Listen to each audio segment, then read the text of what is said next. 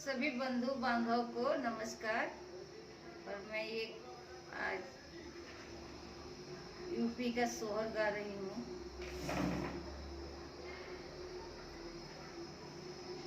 भैया के भैले नंद लाल हो, बहिनी मांगे फूल के झड़ी। ये जी भैया के भैले नंद लाल हो, बहिनी मांगे फूल के झड़ी।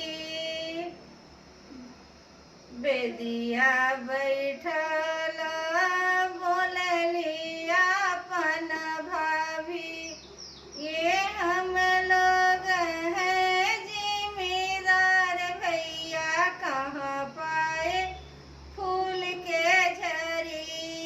ये हम लोग हैं जिम्मेदार, भैया कहाँ पाए फूल के झड़ी।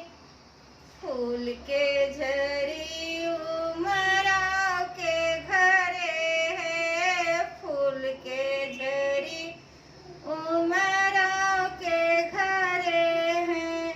ये हम लोग हैं जिम्मेदार, कहाँ रे पायो फूल के झड़ी। बेदी बैठल बोलल भैया अपन भैया, ए हजमा के दिया बोला रे, ए हजमा के दिया बोला रे, बहिनी मांगे फूल के झड़ी। फूल के झड़ी